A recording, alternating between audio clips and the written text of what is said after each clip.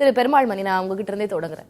ராகுல் என்ன முடிவு எடுக்க போகிறார் அப்படின்னு நம்ம தலைப்பு கட்டமைக்கிற வரைக்கும் நிலை சென்று இருக்கிறது. இப்போ கடந்த ஒரு டிகேடா பார்த்தோம்னா அந்த மாதிரி எந்த ஒரு பேச்சுமே வந்தது கிடையாது. அவ்வளோ இன்டாக்டான கூட்டணி காங்கிரஸ் திமுக கூட்டணி என்பது என்ன பிரச்சனையாக இருக்கும்?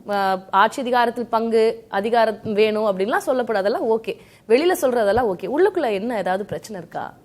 உள்ளுக்குள்ள எதுவுமே பிரச்சனை இல்லை. ஏன்னா இது வரைக்கும் அவங்க கூட்டணி நல்லா தான் போயிட்டு இருக்கு. இன்னும் சொல்லப்போனால் அந்த 2006 ஒரு கூட்டணி அரசு அமைவதற்கான ஒரு வாய்ப்பு உருவான போது கூட அப்போ கூட காங்கிரஸ் ஆட்சி அதிகாரத்தில் பங்கு பெறல. ஆனால் அப்போது காங்கிரஸ் எம்எல்ஏக்கள் கோரிக்கைகள் எல்லாவற்றையுமே பார்த்து கொள்கிற ஒரு இடத்துல ஐயா அன்றைக்கு துணை முதல்வராக இருந்த ஐயா ஸ்டாலின் அவர்கள் இருந்தார்கள். பிறகு அந்த கூட்டணி பாராளுமன்ற தேர்தல், சட்டமன்ற தேர்தல் அப்படி பல்வேறு வெற்றிகளை பெற்ற பிறகு இப்போ அவங்களுக்கு ஐயா விஜய் அவர்களை அவங்க ஒரு நல்வாய்ப்பாக பார்க்கிறார்கள். ஏனென்றால் அவர்கள் ஆட்சி அதிகாரத்தை விட்டு இறங்கி மிக நீண்ட காலம் ஆகிவிட்டது. அப்போ இந்த இடத்துல அவங்களுக்கு தாவேகா மனநிலை அப்படிங்கிறது இருக்குது. அப்படிங்கிறத அந்த கட்சியில் இருக்கக்கூடியவர்கள் போடுற அந்த ட்விட்டில், அவர்கள் வெவ்வேறு ஊடகங்களில் கொடுக்க பேட்டி, இதிலெல்லாம் நம்ம உணர முடியுது. அப்போ இந்தியாவை ஒரு நீண்ட காலம் ஆண்ட கட்சி தமிழ்நாட்டில் அவங்க ஆட்சி அதிகாரத்தை விட்டு இறங்கி 60 ஆண்டுகளுக்கு மேலே ஆயிடுச்சு. அப்படியாப்பட்ட நேரத்தில் அவங்க தங்களை இன்னும் வலிமைப்படுத்தி கொள்ளலாம் அப்படின்னு நினைக்கிறதுல எந்த தப்புமே இல்லை. அவங்க தங்களை காங்கிரஸ் தன்னை வலிமைப்படுத்திக் கொள்ள நினைப்பதில் எந்த தவறும் இல்லை. அது ரொம்ப வருடங்களாக அவர்கள் சொல்லிக் கொண்டு இருக்கக்கூடியது. இப்போ மாநிலத்தில் ஆட்சி இழந்த பிறகு கிட்டத்தட்ட ஒரு அரை நூற்றாண்டுக்கு மேலாக. ஆனா வேற ஒரு ஆல்டர்னேட் அப்படின்னு அவங்க யோசிக்க வேண்டியதன் தேவை இருக்குல்ல. இப்போ தாவைக்க வந்திருக்காங்க, அதனால நம்ம போகலாம் அப்படின்ற ஒரு நிலைப்பாடு அவங்களுக்கு வருது அப்படின்னா அது ஏன் வரணும்? இவ்வளவு திமுக காங்கிரஸ் கூட்டணி இவ்வளவு இன்டாக்டா இருக்கும்போது, ஒன்றாக செயல்படும் போது அந்த மாற்றம் வருவதற்கு என்ன காரணம்? உள்ளுக்குள்ள ஏதாவது கசந்துருச்சான்னு கேட்க இல்லைங்க. உள்ளுக்குள்ள நிச்சயமா ஏன்னா அவங்க ஆட்சி அதிகாரத்தில் இல்லை. இப்போ மத்தியில் ஒருவேளை காங்கிரஸ் ஆட்சி அதிகாரத்தில் இருந்திருந்தா கூட ஒரு கசப்போ இதுவோ வரதுக்கு வாய்ப்பு இருக்குங்க. ஆனால் இப்போ அப்படி வரவே இல்லை. ரெண்டாவது 2 பேருக்குமே பொது எதிரிங்கிறது பாஜக எதிர்ப்புங்கிறதுல அவங்க உறுதியாக இருக்காங்க. ஆனால் இதை தாண்டி என்ன நடக்குன்னா அவங்க அதிக தொகுதிகளில் போட்டியிடணும் அப்படின்னு இவங்க விரும்புகிறாங்க. அப்போ இவ்வளவு நாட்களும் அவங்களுக்கு 2 இருமுனை போட்டியாக தான் இருந்தது. இப்போ போடியம் பொசிஷன் ஐயா விஜய்க்கு இருக்குது. அப்போ அவங்க என்ன நினைக்கிறாங்க, நம்ம ஐயா விஜய் தாவேகாவோட நம்ம போனோம் அப்படின்னா நமக்கு இன்னும் அதிக இடங்களில் நம்ம போட்டியிடுவதற்கான ஒரு வாய்ப்பு இருக்குது அப்படின்னு அவங்க அதை கருதுறாங்க. ஏன்னா ஐயா விஜய் பற்றி அவர்கள் பேசுவது அந்த கட்சியில் இருக்கக்கூடிய இப்போ தலைமை மேலிட பொறுப்பில் இருக்கக்கூடிய, டெல்லியில் பொறுப்பில் இருக்கக்கூடிய ஐயா பிரவீன் சக்கரவர்த்தி, நாடாளுமன்ற கொறாடாவாக இருக்கிறவர், ஏனைய ஒரு சில எம்பிக்கள், அப்புறம் நீண்டகால உறுப்பினராக இருந்தவர்கள் எல்லாமே ஒரு தாவேகா ஆதரவு மனநிலையிலும் ஒரு திமுக எதிர்ப்பு மனநிலையிலையும் பேசுவதை நம்ம உணர முடியுது. இதில் நான் முக்கியமாக என்ன நினைக்கிறேன்னா, இந்த முறை 2 கட்சிகள், 2 பெரிய கட்சிகள், திராவிட முன்னேற்ற கழகமாக இருக்கட்டும் இல்லை அனைத்து இந்திய அண்ணா திராவிட முன்னேற்ற கழகமாக இருக்கட்டும், இந்த தேர்தலில் கண்டிப்பாக தங்களுடைய கூட்டணி கட்சிகளுக்கு இடங்களை ரொம்ப சுருக்கி தான் கொடுப்பாங்கன்னு நான் நினைக்கிறேன். என்ன காரணம்னா, தாவேகாங்கிற ஒரு அன்டெஸ்டட் பிளேயர் உள்ள வராரு. அவரோட பலம் என்ன, பலவீனம் என்ன, அவர் எந்த வாக்குகளை எவ்வளவு பிரிப்பார், இது எதுவுமே தெரியாது. அப்போ 2 பெரிய கட்சிகளும் இந்த மாநிலத்தை திரும்ப திரும்ப ஆண்டிருக்காங்க. அவங்க என்ன நினைப்பாங்கன்னா, நம்ம கட்சியினுடைய உறுப்பினர்கள் அதிக இடங்களில் போட்டியிட்டாங்க அப்படின்னா நம்ம தேர்தல் வேலையை இறங்கி பார்க்கலாம். இன்னமும் நம்ம நேரடி கண்காணிப்பில் அந்த வேலை இருக்கும். யாருக்கு சீட்டு கொடுக்கறது கொடுக்காம இருக்கிறதுங்கிறத நாமளே நேரடியாக முடிவு பண்ணலாம். இப்போ நீங்கள் ஒரு கூட்டணி கட்சிக்கு ஒரு சீட்டை கொடுத்துட்டீங்க, யாரோ ஒருத்தருக்கு அவங்க கொடுப்பாங்க. அதை நீங்கள் ஒரு லெவலுக்கு மேலே கண்ட்ரோல் பண்ண முடியாது.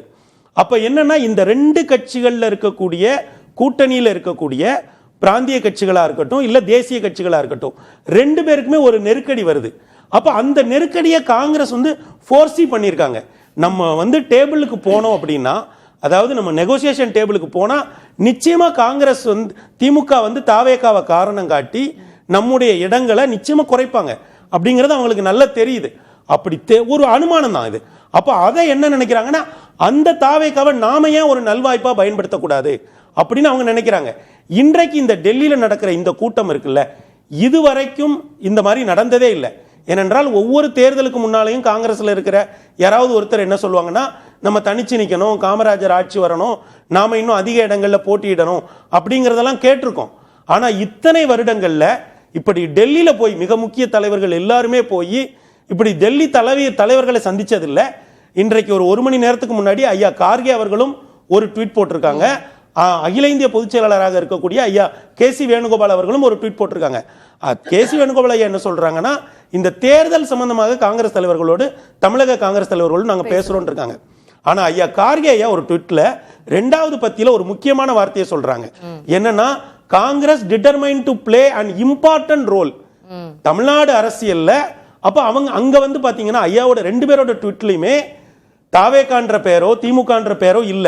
ஆனா பாஜக ஆர்எஸ்எஸ்க்கு எதிராக சமூக நீதி, செக்குலரிசம், சோசியலிசம் இது எல்லாத்தையுமே சொல்லி அவங்க என்ன பண்றாங்கன்னா, பிஜேபி ஆர்எஸ்எஸ்க்கு எதிராக காங்கிரஸ் தன்னை பொசிஷன் பண்றாங்க. பொசிஷன் பண்ணிட்டு Congress determined to play an important role அப்படிங்கிற ஒரு வார்த்தை வந்து அந்த ட்வீட்ல இருக்கு. அப்போ நம்மளால இன்னுமே அந்த கூட்டத்தில் என்ன நடக்குங்கிறது இன்னமும் ஒரு முறையாக அறிவிப்பாக வராத போது காங்கிரஸ் ஒரு இவ்வளவு நாட்களும் இந்த கூட்டணியில ஒரு கம்ஃபர்டபிளா தான் அவங்க இருக்காங்க. ஆனால் ஒரு புதிய முடிவுக்கு அவங்க தயாராயிட்டாங்கோ அப்படிங்கிற ஒரு யூகத்தை வந்து நம்மளால தடுக்க முடியல. புதிய முடிவு அப்படின்னா இப்போ நீங்க சொன்னது அதிக தொகுதிகள் கேட்கறதா நோக்கமா இருக்கும். அதை தாவேக்காவை அவங்க ஒரு ரீசனா காட்டி இந்த பேர வலிமையை கூட்டுவதற்கான முயற்சியில ஈடுபடுவாங்க. தாவேக்காவை அப்படி ஒரு காரணமாக மட்டும்தான் பயன்படுத்துவாங்களா, இல்ல கூட்டணியில இருந்து பிரிஞ்சு தாவேக்காவோட போறதுக்கான சமிக்கைகளா? அது இல்லங்க, அப்படி பேர வலிமைக்காக தாவேக்காவை பயன்படுத்தினாங்கன்னா திமுக நிச்சயமா வந்து அதை சாதாரணமா எடுத்துக்காது. ஏன்னா அது நல்லா தெரியும். இப்ப நீங்க கேட்கறது என்ன கேட்கறீங்கன்னா, தாவேக்காவை காரணமா காட்டி கூட்டணியில அதிக இடங்களை பெறதுக்கு முயற்சி பண்ணுவாங்களா, அவங்களோட அந்த நெகோசியேஷன் பேர வலிமையை கூட்டுறதுக்கு அப்படி நிச்சயமா காங்கிரஸ் அப்படி நினைக்க மாட்டாங்க. ஏன்னா அது வந்து திமுகவோட அப்படியாப்பட்ட ஒரு கேமை எடுக்கிறது வந்து ரொம்ப ரொம்ப ஆபத்தான ஒரு கேமா மாறிடும். ஏன்னா தாவேக்காவுக்கு இப்ப எந்தெந்த வாக்கு வங்கி போகுது அப்படிங்கறது பத்தி ஒரு ஸ்டடி திமுக கிட்டையும் இருக்கும், அஇஅதிமுக கிட்டையும் இருக்கும். அப்ப அப்படி பார்க்கிற பொழுது இப்ப நெகோசியேஷன் டேபிளுக்கு யார் வந்தாலும் நிச்சயமா இருவரும் கழகங்களுமே தாவேக்காவை ஒரு காரணமா காட்டி அவங்க வந்து அந்த சீட்ஸை வந்து நெருக்கடி கொடுப்பாங்க. இப்ப இவங்க வந்து தாவேக்கா மனநிலையில் இருப்பது போலதான் தெரியுதே தவிர அதை பேரத்துக்காக பயன்படுத்துவது போல தெரியல.